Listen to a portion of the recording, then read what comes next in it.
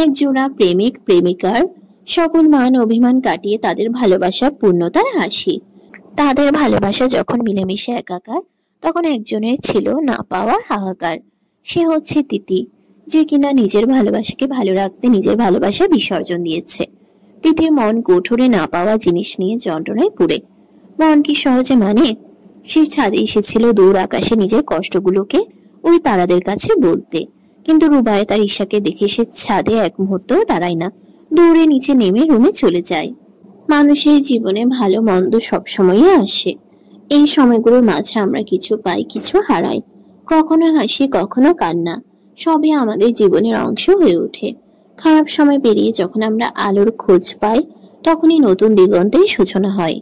তবে সেই পথে রয়ে যায় অনেক না বলা কথা, অভিমান, অভিযোগ আর চোখের জলে ভেজা রাত। এইসব অনুভূতি মানুষকে করে আরো গভীর, আরো পরিপক্ক, কারণ জীবনের প্রতিটি অধ্যায়ে আমাদের গড়ে তোলে নতুন ভাবে, আরো শক্তভাবে বাঁচার জন্য। আর ভালোবাসা, এটা এমন একটা শব্দ যা আমরা সবার মাঝে অনুভব করতে পারি না। তাকেই অনুভব করি যাকে আমরা সব দিয়ে ভালোবাসি। কেউ বা পূর্ণতায় হাসে, আর কেউ অপূর্ণতা যন্ত্রণায় ছটফট করে, বুক ভরা কষ্ট নিয়ে বেঁচে থাকে। আর এই ভালোবাসার মাঝে প্রাপ্তি ও অপ্রাপ্তির খেলায় যে জিতে যায় সে হয় সত্যিকার অর্থের সর্বসুখী। রুবায়েত ঈশার সম্পর্কে ঠিক তেমনই রয়েছে হাসি কান্নায় ভরা। অপ্রকাশিত ভালোবাসায় রাগ, অভিমান, অভিযোগ মিশ্রিত। অতঃপর দুজনের মান অভিমান কাটিয়ে তারা এক প্রণয়ের পদার্পণ করেছে, যেখানে রয়েছে দুজনের ভালোবাসায় ঘেরা, নেই বাধা বিপত্তি। তারা দুজন দুজনার, দুটি দেহে এক আত্মা। রাতের আধারে দূর আকাশের চাঁদের আলোয় রাতের আধারে দূর আকাশের চাঁদের আলোয় চারদিকে আলোকিত। শহরের অলিগলি থেকে ভেসে আসছে কুকুরের ঘেউ ঘেউ ডাক। এক প্রেমিক যুগলের উপর চাঁদের আলো পড়ছে। চাঁদ যেন এই প্রেমিক যুগলের সাক্ষী হতে চায়। ঈশা এখনো রুবায়েতের বাহুডোরে আবদ্ধ হয়ে আছে। তাদের অপ্রকাশিত ভালোবাসা, না বলা কত কথা, কত নির্ঘুম রাত, সবই যেন আজ সার্থক। রুবায়েত ঈশাকে ডাক দিয়ে বলল, লিটল গার্ল, এখনো তো মনে হয় খাসনি, তাই না? শরীরে কি হাল করেছিস? আমায় তো ভালোবাসিস না। তাহলে শুনলাম যে তুই নাকি ঠিকমতো খাওয়া দাওয়া করিস না, ঘুমাইতিস না, কিসের জন্য? ঈশা মাথা তুলে তাকায় রুবায়েতের পানে, তারপর রুবায়েতকে ছেড়ে দিয়ে বলে, এমনি। এসব আজগুবি কথা কে বলেছে আপনাকে? ঈশার কথায় রুবায়েতের কপালে ভাঁজ ফেলে রাগ মেশানো কণ্ঠে বলে, তুই আমাকে আপনি বলা শুরু করলি কবে থেকে?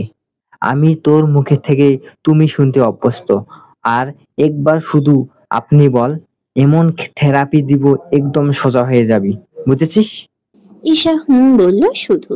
রুবায়েত ঈশাকে কঠোর গলায় বলল, এখন থেকে খাওয়া, ঘুম কোনো কিছুই অনিয়ম করবি না।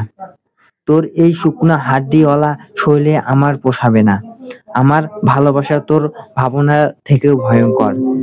দেখা গেল আমার একটু ছোঁয়াতেই তুই। রুবায়েতকে আর কিছু বলতে না দিয়ে ঈশা চোখ রাঙিয়ে বলল, অসভ্য বেলাজ, তুমি আগে থেকেই অনেক অসভ্য হয়ে গিয়েছো। রুবায়েত ভাই, আগে তো এমন ছিলে না। কেমন লাগামহীন কথাবার্তা তোমার। রুবায়েত একটু দুষ্ট হাসি দিয়ে বলল, সে তো আমি বহু আগে থেকেই ছিলাম, সেটা তো চোখে পড়েনি, কিন্তু বাইরের লোকের কাছে আমি জেন্টালম্যান, বুঝলি? ঈশা রুবায়েতের থেকে চোখ সরিয়ে নেয়, মুখ ভেঙচি দিয়ে বলে, জেন্টলম্যান নাকি ছাই আমি বুঝি। রাত ঘনিয়ে আসে, চারদিকে শুনছান। রুবায়েত ঈশাকে নিয়ে নিচে চলে যায়। অনুভব অনেকক্ষণ ধরে নিজের রুমে পায়চারি করছে। ঘড়ির কাঁটার টিকটিক শব্দের মাঝে তার চিন্তার ঘূর্ণি যেন আরো তীব্র হয়ে উঠেছে।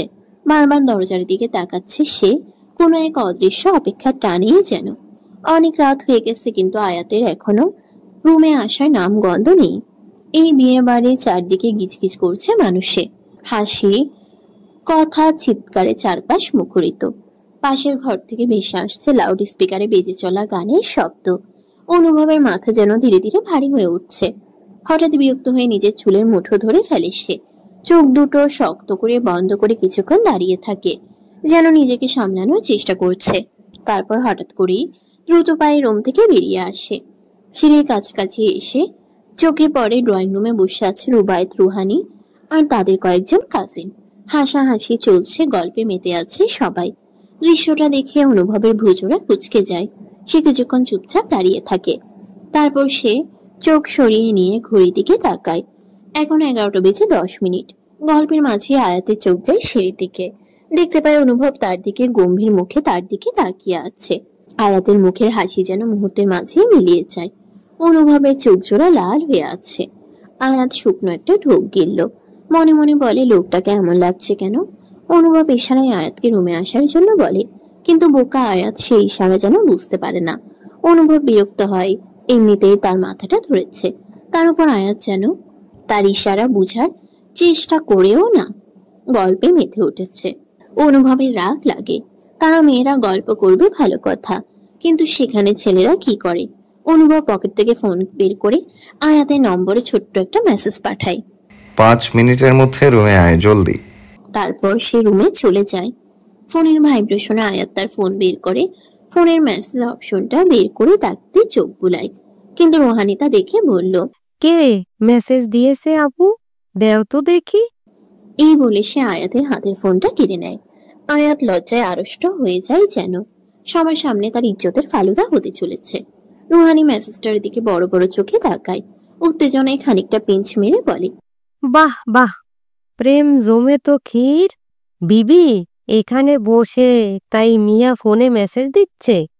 এই আয়াত, আপু যাও যাও, সিঙ্গেলদের মাঝে তোমার থেকে কাজ নেই। রুহানির কথাই যেন সকলে হেসে ওঠে। মিলি তাই বলল, এভাবে বলিও না রুহানি আপু, আজকের রাত শুধু বাকি, কাল থেকে তোমারও মিঙ্গেলের খাতায় নাম উঠবে। আয়াত সেখানেই লজ্জায় মরে মরে অবস্থা। তবে সে ওঠে না সেখান থেকে। কেমন পা দুটো আটকে গিয়েছে যেন, উঠে দাঁড়ানোর শক্তিটুকুও পাচ্ছে না সে। ঠাই সেখানে বসে রয় সে। মিলার কথায় রুহানি গরম চোখে তাকিয়ে বলে, খুব পেকেছিস তাই না, চাচিকে বলবো নাকি? মিলার মুখখানা চুপসে যায় তাতে। মাকে সে বড্ড ভয় পায়, তাই গোমরা মুখ করে বসে থাকে। এরই মাঝে আয়শা বেগম ও অহমিকা শেখ ড্রয়িং রুমে আসেন। ছেলে মেয়েদের আড্ডা দেখে বললেন, এখনো জেগে আছিস কেন তোরা? কাল সকাল সকাল উঠতে হবে, গিয়ে শুয়ে পড় এখন। রাকিব বলল, কি যে বলো চাচি, বোনের বিয়েতে যদি হই হই নাই করি তাহলে কার বিয়েতে করব? আজ তো সারা রাত আমরা গল্প করব। মিলা রাকিবের কথা শুনে বলল, তাহলে কাল আর উঠতে হবে না ভাইয়া, এমনিতে তো উঠো বেলা 12টায়। মিলির কথার আরেক দফা হাসি রোল পড়ে গেল। রাকিব লজ্জা মিশ্রিত হয়ে মাথা নত করল। আয়েশা বেগম হেসে হেসে বললেন, অনেক হয়েছে, এবার যে যার রুমে যাও। অহমিকা শেখ ঈশাকে না দেখতে পেয়ে আয়াতকে বলল, ঈশা কই আয়াত? ও তো রুমে আছে, ঘুমিয়েছে হয়তো। আচ্ছা, রাত না জেগে শুয়ে পড়। এই বলে তিনি আয়েশাকে নিয়ে উপরের দিকে যায়। অনুভব রুমের দরজার সামনে দাঁড়িয়ে বাইরে দেখছে। আয়াতকে মেসেজ দিল, তবুও তার খবর নেই। অনুভব আর দাঁড়ালো না। এর একটা বিহিত করবে সে। মেয়েটা তার কথা শুনে না, আসতে বললো, আসলো না। অনুভব আবারও নিচে নেমে এলো একদম। আয়াত তখনও গল্প করছে। অনুভব আয়াতের দিকে এগিয়ে গিয়ে ফট করে আয়াতকে পাঁচকুলে তুলে নেয়। আয়াত আচমকা নিজেকে শূন্য আবিষ্কার করে আটকে ওঠে। ভয়ে চোখ মুখ কুচকে যায় ওর। হতভম্ব হয়ে অনুভবের কলার চেপে ধরে। অনুভবের কাণ্ডে সকলে হতবাক হয়ে যায়। সকলে দৃষ্টি অনুভব আর আয়াতের দিকে।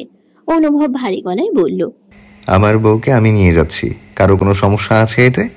রুহানি ও তার কাজিনরা একে অপরের দিকে মুখ চাওয়াচাওয়ি করে। সকলের মুখে তখন দুষ্টু হাসি খেলা করছে, মুখ টিপে হাসছে যেন।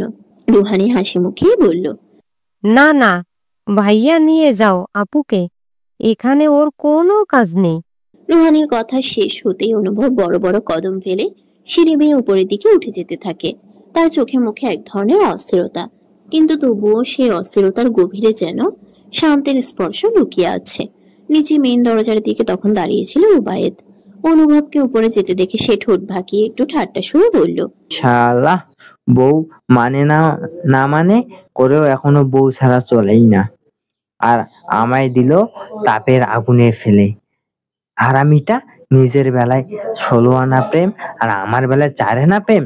শালা, বাবুর বোনটাকে মানাতে জীবনটাই আমার শেষ। এমন বৈষম্য তো গদিতেই বসা রাজপুত্রও করে না। অনুভব আয়াতকে নিয়ে রুমে আসতেই আয়াত খানিক রাগ মিশ্রিত কণ্ঠে বলে, এই নামান, আমায় নামান বলছি। অসভ্য লোক কোথাকার, সবার সামনে এইভাবে কেউ নিয়ে আসে? সবাই কি ভাবলো বলুন তো?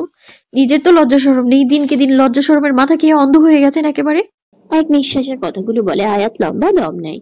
অনুভব তখন আয়াতের দিকে তাকিয়ে আছে দেখে বলল, এভাবে কি দেখছেন? আগে আমায় দেখেননি নাকি? অনুভব আস্তে করে আয়াতকে নামিয়ে দেয়। আয়াত ছাড়া পেয়ে একটু দূরে দাঁড়ায়। অনুভবের দূরত্ব সহ্য হলো না, আবার আয়াতের মুখোমুখি দাঁড়িয়ে গেল। আয়াত তা দেখে বলল, কি হয়েছে? এমন কেন করছেন? আপনি কি শরীর খারাপ লাগছে অনুভব ভাই? অনুভব তপ্ত একটা শ্বাস ফেলে গম্ভীর কণ্ঠে বলল, কতক্ষণ ধরে রাখছি তোকে, আসছিলি না কেন? আয়াত একটু ইতস্তত করে নিচু গলায় বলল, ওখানে সবাই গল্প করছিল, কিভাবে আসতাম? সবাই কি ভাবতো? অনুভব একটু এগিয়ে এসে চোখে চোখ রাখলো, কণ্ঠে হালকা রাগ আর অভিমান মেশানো। সবাই কি ভাবতো সেটা তোর ভাবার দরকার নেই, তবে আমি ডাকলে তুই সঙ্গে সঙ্গে আমার চোখের সামনে থাকতে হবে। তারপর এক মুহূর্ত চুপ থেকে আবার বলল, বাই দ্য ওয়ে, কি যেন বলছিলিস আমাকে? আয়াত হঠাৎ চমকে উঠল, কাঁপা কাঁপা কণ্ঠে বলল, কই, কি বলেছি আমি? অনুভব হালকা হেসে বলল, আমি জানি কি অসভ্য, তাই না? আয়াত অবাক হয়ে এক কদম পিছিয়ে গেল, তারপর একটু ইতস্তত করে বলল, কই না তো। তবে তার এই পিছু হঠাটা অনুভবের চোখ এড়ালো না। সে এক পা এগিয়ে এসে গম্ভীর গলায় বলল, শুনলাম তো আমি। অনুভবকে এগিয়ে আসতে দেখে আয়াত কিছুটা বিচলিত হয়ে পড়ল, দ্রুত বলল, আপনি আপনি এগোচ্ছেন কেন অনুভব ভাই? অনুভব থেমে গেল না, চোখে এক অদ্ভুত দৃঢ়তা নিয়ে বলল, তুই পিছাচ্ছিস কেন? আয়াত আর পিছু হটতে হটতে এক সময় গিয়ে টেকে দেওয়ালে, পিঠ থেকেই বুঝে আর পেছনে যাওয়ার জায়গা নেই। অনুভব ধীরে ধীরে গিয়ে আসে আয়াতের দিকে। দুজনের মাঝে দূরত্ব নেই বললেই চলে, হয়তো নিঃশ্বাসের ব্যবধান মাত্র। আয়াত পিছু হটতে চায়, সরে যেতে চায়, কিন্তু ঠিক তখনই অনুভব এক হাতে দেয়ালে ভর দিয়ে তার পথ আটকে দেয়। আয়াতের গলা যেন শুকিয়ে কাঠ হয়ে যায়, শব্দ হারিয়ে ফেলে সে। অনুভবকে আজ যেন অচেনা লাগছে, চোখে এক ধরনের ঘোর গভীর নেশালো দৃষ্টিতে তাকিয়ে আছে আয়াতের দিকে। তার গরম নিঃশ্বাস মুখের কাছে এসে আশ্রে পড়ছে আয়াতের ত্বকে, কাঁপন ধরে যায় আয়াতের শরীরে, এক অজানা শিহরণ বয়ে যায় রন্ধ্রে রন্ধ্রে। সেই শিহরণে শরীর জড়সড় হয়ে আসে তার। আচমকা অনুভব আরেক হাত বাড়িয়ে কোমল মসৃণ কোমরে আলতো চেপে ধরে আয়াতকে নিজের দিকে টেনে নেয়। আয়াত সিটিয়ে উঠে, যেন নিজের শরীরটাই বিশ্বাস করতে পারছে না। নিঃশ্বাস ভারী হয়ে আসে তার, চোখে অচেনা ঘোর। হঠাৎই অনুভবের মাথায় এক ঝটকা চিনচিনে ব্যথা উঠে। সে চোখ মুখ কুঁচকে নেয়, কপালে ভাঁজ পড়ে। আয়াত উদ্বিগ্ন গলায় জিজ্ঞেস করে, কি হয়েছে আপনার অনুভব ভাই? মাথায় হালকা হেডেক করছে, মৃদু স্বরে বলে অনুভব। বিছানায় বসুন, আমি মাথা টিপে দিচ্ছি। লাগবে না। অনুভব সংক্ষিপ্ত জবাব দেয়। আয়াত থমকে যায়, তারপর বলে, কেন? অনুভবের চোখে অদ্ভুত এক নেশা, গলায় ভারী গম্ভীর সুর, যেন আবেগের ভারে চেপে আসা। সে ফিসফিস করে বলে। আয়াত কিং কর্তব্য বিমূঢ় হয়ে বলে, তোকে চাই। অনুভব এবার এক ধাপ আরো এগিয়ে আসে, দুজনের কপাল ঠেকিয়ে দেয় একে অপরের সঙ্গে। মুহূর্তটা থেমে যায়, নিঃশ্বাসে নিঃশ্বাসে মিশে এক সুরে বাধা পড়ে যেন। অনুভবের গলায় এক মাদকতা, এক নীরব ঝড়। হঠাৎ সে স্লো ভয়েসে গেয়ে ওঠে। আয়াত তখনও বাকরুদ্ধ। কিছু বোঝার আগেই অনুভব আয়াতের ঠোঁট নিজের দখলে নেয়, একটা দীর্ঘ গভীর চুমুতে সমস্ত অপ্রকাশিত অনুভূতি, হাহাকার আর ভালোবাসা ঢেলে দেয় সে। তারপর অনুভব আয়াতকে নিজের মধ্যে মিশিয়ে নেয়, খুব গভীর ভাবে, যতটা গভীর হলে একে অন্যকে নিঃশব্দে অনুভব করা যায়। অনুভবের হাতের বিচরণ আয়াতের পুরো শরীরে কারেন্টের তরঙ্গের মতো লাগে। আয়াত যেন সহ্য করতে পারে না সেই প্রগাঢ় স্পর্শ। অনুভবের ঘাড়ে নিজের নখ বিঁধে দেয়, কিন্তু অনুভবের সেখানে যেন কোনো ভ্রুক্ষেপ নেই। হঠাৎ সে আয়াতের ঠোঁট থেকে গাল বেয়ে গলায় মুখ নামিয়ে নেয়, ক্ষুদ্র ক্ষুদ্র চুমুতে ভরিয়ে দেয় আয়াতকে। আয়াত বুঝে সে এতটা ভালোবাসা নিতে অভ্যস্ত নয়। এই ভয়ঙ্কর ভালোবাসা যেন তার সমস্ত শ্বাস আটকে দেয়। সে হঠাৎ জোরে একটা দম নেয়। আজ অনুভব যেন হুঁশে নেই, এক উন্মাদের মতো সে আয়াতকে কাছে টেনে নিচ্ছে। একটা মুহূর্তে সে আয়াতের ভীতু মুখটাই তাকায়। আয়াত চোখ বন্ধ করে আছে, নিঃশব্দে। চোখের পাপড়িগুলো কাঁপছে, যেন নিজেকে গুটিয়ে নিয়েছে এক ভেতরের জগতে। তখন অনুভব কানের কাছে মুখ নিয়ে ধীরে ধীরে বলে, লাভ বার্ড, আই ওয়ান্ট।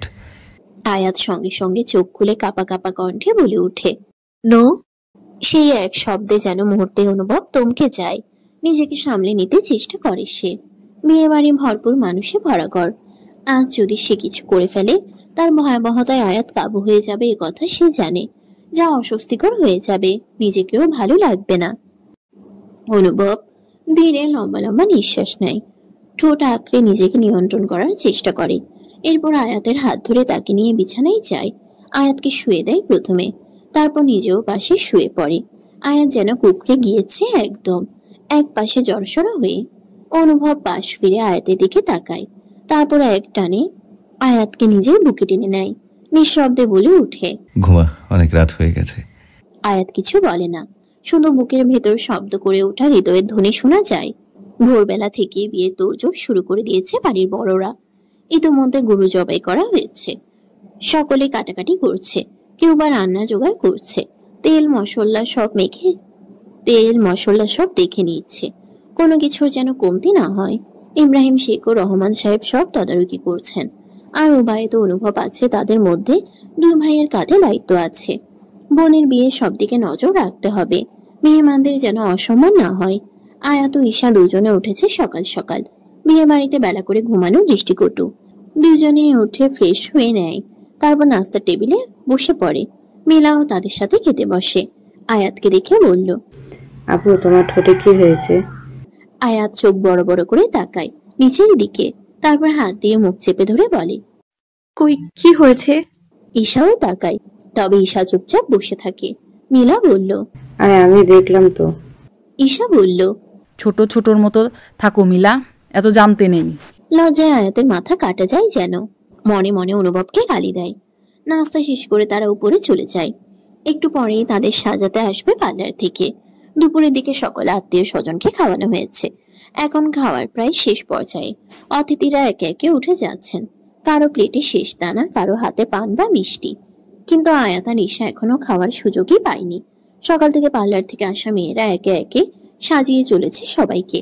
কনের আত্মীয় বান্ধবী ছোট বড় সবাইকে সাজাতে সাজাতে কখন যে দুপুর গড়িয়ে বিকেল হয়ে গেছে কেউ টেরই পায়নি। এই সময়টাতে অনুভব আর রুবায়েত খাবার পরিবেশনে ব্যস্ত ছিল। সঙ্গে তৌফিক আর সিফাতও এসেছে। তবে সিফাতের মন যেন কিছুটা অস্থির, তার চোখ কাউকে খুঁজছে। সে আয়াত। আয়াতকে সিফাত অনেকদিন ধরেই পছন্দ করে, কিন্তু ভাগ্যের এক পরিহাস, মেয়েটা তারই বন্ধু বউ, তাও অনেক আগের। যদি দূর থেকে একবার দেখতে পায়, সে আশায় একভাবে তাকিয়ে থাকে আশেপাশে। মনে মনে যেন একটা দীর্ঘশ্বাস বেরিয়ে আসে, চেপে রাখা কষ্টের নিঃশ্বাস। চার বন্ধু একসঙ্গে দাঁড়িয়ে আছে। হঠাৎ রোদের তাপে ঘেমে ওঠে অনুভব। তার গায়ে সাদার পাঞ্জাবির বুকের পাশে লেগে গেছে মাংসের ঝোল।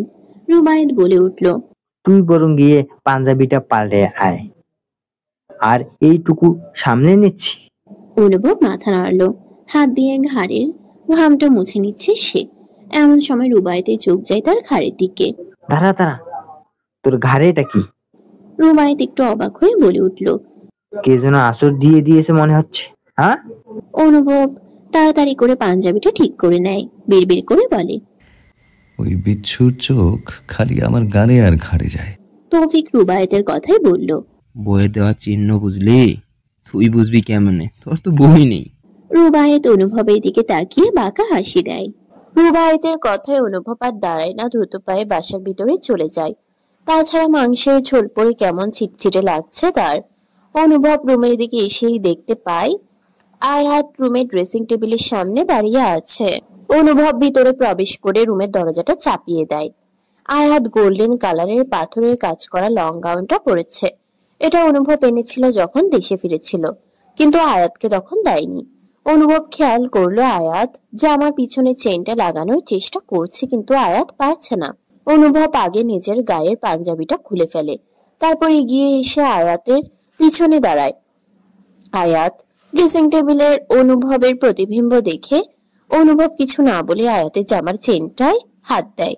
উন্মুক্ত পিঠে অনুভবের স্পর্শ পেয়ে কেঁপে ওঠে আয়াত। অনুভব তাকায় ড্রেসিং টেবিলের দিকে। আয়াত এপাশ ওপাশ তাকাচ্ছে, লজ্জায় আড়ষ্ট হয়ে গিয়েছে যেন। অনুভব আয়াতের লম্বা ঘন চুলগুলো এক সাইডে রেখে চেইনটা লাগিয়ে আয়াতকে নিজের দিকে ফিরায়। দেখতে পায় তার লাভ বার্ডকে একদম সেজে গুজে রেডি হয়ে গিয়েছে। আয়াতের এই রূপে অনুভব মুগ্ধ নয়নে তাকায়, তারপর বলে, ঠোঁটে আবার এসব দিয়েছিস? আয়াত তাকিয়ে আছে অনুভবের দিকে, চোখে যেন এক নিঃশব্দ প্রশ্ন। অনুভবের দৃষ্টি স্থির হয়ে আছে আয়াতের ঠোঁটে। আয়াত মৃদু কণ্ঠে বলে উঠল, বিয়ের অনুষ্ঠানেও কি কিছু দেয়া যাবে না? একটুখানি লিপস্টিক তো দিয়েছি। অনুভব শান্ত চোখে তাকায়, কিন্তু তাতে যেন অদ্ভুত এক দখলদারি রয়েছে। আমার ঠোঁট ছাড়া তোর ঠোঁটে অন্য কিছু ছোঁবে তা সম্পূর্ণ নিষিদ্ধ। ওটা শুধু আমার অধিকার। ঠোঁট রাঙাতে চাইলে আমাকে বলবি, আমি আমার ভালোবাসা দিয়ে রাঙিয়ে দেব। তোর ঠোঁটে অন্য কোনো প্রসাধনী দিতে পারবি না। আয়াত একটু অবাক, একটু বিরক্ত, কিন্তু ঠোঁটের কোণে একটা দুষ্টু হাসি খেলে যায়। ভেঙচি কেটে বলে, নির্লজ্জ লোক কোথাকার, সুযোগ পেলেই নিকনিক করে। আপনি দিনকে দিন বড্ড ঠোঁট কাটা স্বভাবের হয়ে যাচ্ছেন, কিন্তু আগে তো এমন ছিলেন না। ঘরে এত সুন্দর বউ থাকলে অটোমেটিক মানুষ একটু ঠোঁট কাটা হয়ে যায়। তবে আমি তোর সামনে যতই ঠোঁট কাটা নির্লজ্জ হই না কেন, বাহিরের মানুষের কাছে আমি কিন্তু জেন্টলম্যান। বউ আমার ব্যক্তিগত জিনিস, তাই বউয়ের সাথে যা খুশি বলা যায়। অনুভবের কথায় আয়াত খানিকটা মুখ বাঁকালো, তারপর বলল, যত সব উদ্ভট কথাবার্তা আপনার। আয়াত আবারও বলল, আজ বিয়ের দিনেও আপনার আমার লিপস্টিক নিয়ে সমস্যা? কারণ তোর লিপস্টিক আমার সতীনের মতো, তোর ঠোঁটের ওপর চিপকে থাকে, যা আমার মোটেও পছন্দ নয়। তোর সাজ কমপ্লিট না হলে এতক্ষণে আমার ভালোবাসা দিয়ে তোর ঠোঁটের প্রলেপ উঠিয়ে দিতাম, কিন্তু এখন সেটা করা যাবে না। এতে লজ্জাজনক অবস্থায় তুই পড়বি। অনুভবের কথায় আয়াতের দু কান দিয়ে যেন গরম ধোঁয়া বেরিয়ে আসে। ফর্সা গাল দুটো লাল টুকটুকে হয়ে ওঠে লজ্জায় আর বিরক্তিতে। সেটা দেখে অনুভব ঠাট্টা সুরে বলে ওঠে, এই হয়েছে, লজ্জা পেতে হবে না। খেয়েছিস তুই? আয়াত নরম গলায় জবাব দেয়, না। এখনো খাসনি? ইডিয়েট, সময় দেখেছিস? বিকেল হয়ে গেছে। কণ্ঠে বিরক্তি ঝরে অনুভবের। আয়াত একটু কুঁচকে যায়, তারপর বলে, সাজতে সময় লাগলো। এত সেজে কাকে দেখাবি? এই প্রশ্নে আয়াতের চোখ রাগে গজগজ করে উঠে। কি উদ্ভট কথা! সাজ আবার কাউকে দেখাতে হয় নাকি? বিয়ে বাড়িতে মানুষ সাজবে না? চোখ উল্টে ফেলে সে। মুখে কিছু না বললেও দৃষ্টিতে বিরক্তি স্পষ্ট। সে বাইরে বের হতে নিবে, অনুভব টেনে আয়াতকে বিছানায় বসিয়ে দেয়। তারপর বলে, আমিও খাইনি এখনো, তুই বস, আসছি আমি। এই বলে বাইরে যায়। 5 মিনিটের ভিতর অনুভব খাবারের প্লেট নিয়ে ভিতরে আসে। অনুভব দেখতে পায় আয়াত বসে হাত মুচড়ামুচড়ি করছে। সে গিয়ে এসে আয়াতের সামনে বসে, তারপর ভাত মাখিয়ে এক লোকমা তুলে আয়াতের মুখে তুলে ধরে। আয়াত কোনো দ্বিধা করলো না, খেয়ে নিল।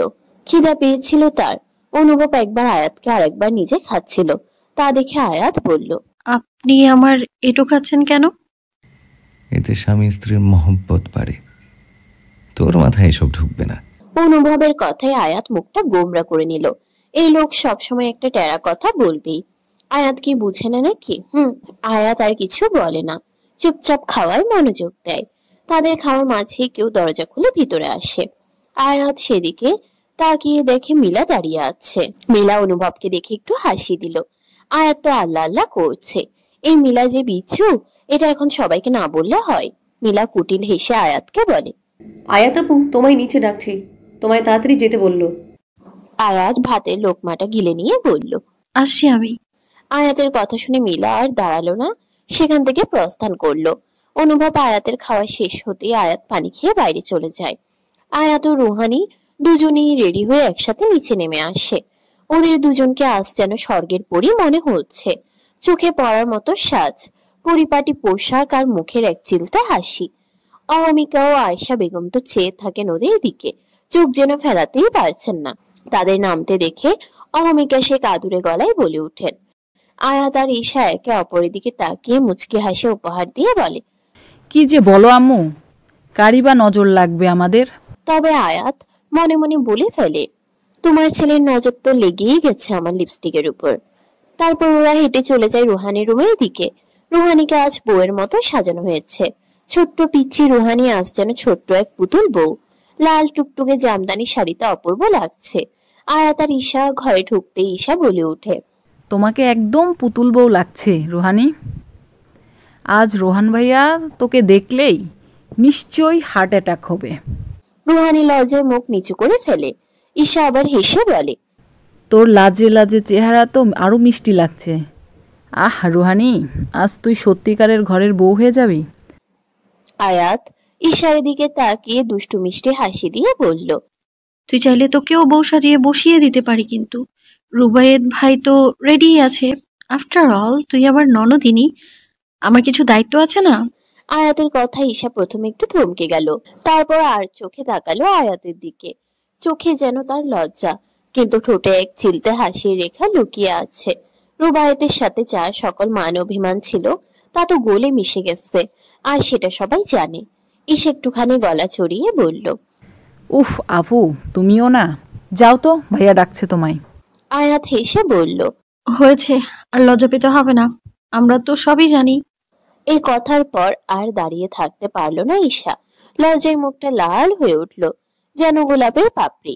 আয়াতের সামনে আর দাঁড়িয়ে থাকলে বুঝি সত্যি লজ্জায় মাটিতে মিশে যাবে। সেখান থেকে তড়িঘড়ি করে পালিয়ে গেল। ঈশা দৌড়াতে দৌড়াতে রুবায়েতের সাথে ধাক্কা খেয়ে পড়ে যেতে নিলে রুবায়েত ঈশার কোমর পেঁচিয়ে ধরে ফেলে। ঈশা ভয়ে চোখ দুটো কুচকে বন্ধ করে আছে। রুবায়েত ঈশাকে দেখেই যেন থ হয়ে যায়, এক দৃষ্টিতে তাকায়। ঈশাকে আজ যেন একদম পরীর মতো লাগছে। তার এই কেমন একটা ঘোর লেগে যায়। তবে নিজেকে দুটো গালি দিল, তারপর ঈশাকে সোজা করে দাঁড় করিয়ে বলে, বাদরের মতো ছোটাছুটি করছিস কেন? এখনো কি বাচ্চা আছিস তুই? ঈশা রুবায়েতের কথা শুনে মুখ ভার করে ফেললো, নাকের পাঠা ফুলিয়ে রাখলো। কিসের একটু তারিফ করবে তা না করে শুধু ধমকা ধমকি। ঈশা পাশ কাটিয়ে চলে যেতে নিলেই রুবায়েত ঈশার হাত চেপে ধরে বলে, তোকে আগুন সুন্দরী লাগছে লিটল গার্ল, ইচ্ছে করছে এখনই বউ বানিয়ে বুকে নিয়ে থাকি। ঈশা রুবায়েতের এমন অপ্রত্যাশিত কথায় দৌড়ে পালায়। একবার বোন, একবার ভালোবাসার মানুষ, সবাই আজ যেন লজ্জা দেওয়ার প্রতিযোগিতা করছে। ঘড়ির কাটে তখন ঠিক রাত 8টা ছুঁয়েছে। চারপাশে রং বেরঙের আলোর ঝলকানি, বাতাসে উঠছে আনন্দের গন্ধ। পুরো বাড়ি জুড়ে হাসির রোল, মজার গল্প আর ছুটোছুটি করছে ছোট ছোট বাচ্চারা। সাজসজ্জা, আলো আর মানুষের মুখের উচ্ছ্বাসে জমজমাট এক পরিবেশ। এমন সময় বরযাত্রীরা এসে হাজির। সবাই উচ্ছ্বসিত সাজগুজে একেবারে জমকালো। বরকে ঘিরে হইচই, বাঁশি, ঢোল, ক্যামেরার ফ্ল্যাশ, সব মিলিয়ে মহা আনন্দে মেতে উঠেছে সকলে। গেটের সামনে এসে হাজির আয়াত, ঈশা ও নীলা। চোখে চোখে বুদ্ধির ঝিলিক। শুরু হয়ে গেল সেই প্রতীক্ষিত গেট ধরা রীতির মজার খেলা। আয়াত হাসি মুখে বলে উঠল, গেট খুলবো ঠিকই, তবে তার আগে আমাদের দাবি 20,000 টাকা না পেলে ভেতরে যেতে দিব না কোনো মতেই। বরের চাচাতো ভাইয়েরা হাসতে হাসতে বলল, ওরে বাবারে, 20,000, তাও আবার মিষ্টি খাইয়ে। মিষ্টি ঠিক আছে, তবে এত টাকা? এটা তো অন্যায় কথা। বরং বিরিয়ানি ব্যবস্থা করেন, সেটা খেয়ে দিব বেশি কিছু। আয়াত সঙ্গে সঙ্গে প্রতিবাদ করে বলল, না না ভাই, মিষ্টিতেই সুখ, বিরিয়ানি খেলে পরে আর কিছুই খেতে পারবো না। তখন নতুন দুলা ভাইয়েরা না খেয়ে ফিরে গেলে মান সম্মান কোথায় থাকবে? তাই বলছি, আমাদের দাবি মেনে মিষ্টি খান আর টাকা দিন। বরের পক্ষ থেকে কেউ একজন বলে উঠল, তাহলে একটা শর্ত, টাকা দিব, তাও গণনা করা যাবে না। নীলা তখন ফট করে বলল, আর যদি আমাদের মুরগি বানিয়ে ফেলেন তখন কি হবে বলুন? চাচাতো ভাইটি হেসে বলল, তাহলে মুরগির সাথে পার্টি হবে। চারপাশে হাসি রোল পড়ে যায়। মজার এই কথোপকথনে জমে ওঠে পুরো পরিবেশ। অতঃপর তাদের দাবি মেনে 15,000 টাকা দেওয়া হয়। আয়াতরা হাসি মুখে নতুন বরকে মিষ্টি খাইয়ে দেয়। এদিকে মিলা বুদ্ধি করে বরের চাচাতো ভাইকে একটি বিশেষ ভালোওয়ালা শরবত খাওয়ায়। শরবত খেয়ে ছেলেটি যেন হঠাৎই হাঁসফাঁস করতে শুরু করে। পাশে রাখা পানি গ্লাসটি একটানে খালি করে ফেলে সে। হাঁপাতে হাঁপাতে বলে উঠে, ভাবির বোনেরা কি বিস্কুটে রে বাবা, ঝাল মিশিয়ে খেয়ে ফেললো। সবাই হেসে উঠে। বরযাত্রীদের ভিতরে এনে স্টেজে বসানো হয়। আনন্দ উৎসবে মুখর চারপাশ, কিন্তু আয়াতের মনটা যেন খানিকটা ভারী। মনে হচ্ছে কেউ একজন তাকে ঘুটিয়ে দেখছে। এত মানুষের ভিড়েও তার ভিতরটা কেমন জানি করে উঠছে। একটা অস্বস্তি ঘিরে ধরছে তাকে। আয়াত এক পাশে বসে পড়ে। আশেপাশে তাকায় ঈশাকে দেখতে পায় না। আয়াত সেখানে বসে ফোন বের করে। ঈশা কিছু ছবি তুলে দিয়েছিল, সেগুলো দেখছে সে। কোথা থেকে সিফাত এসে আয়াতের সামনে টেবিলে চেয়ার টেনে বসে। মেয়েটাকে ধরা ছোঁয়ার পারমিশন নেই। দূর থেকে না হয় এক পলক দেখবে। সিফাতের ভিতরটা ধুকপুক করে, বিড়বিড় করে বলে, সরি, তুমি ওই দূরের আকাশের চাঁদের মতো, যাকে ধরার সাধ্য নেই আমার। তুমি সেই অন্য কারো নামে বন্দী।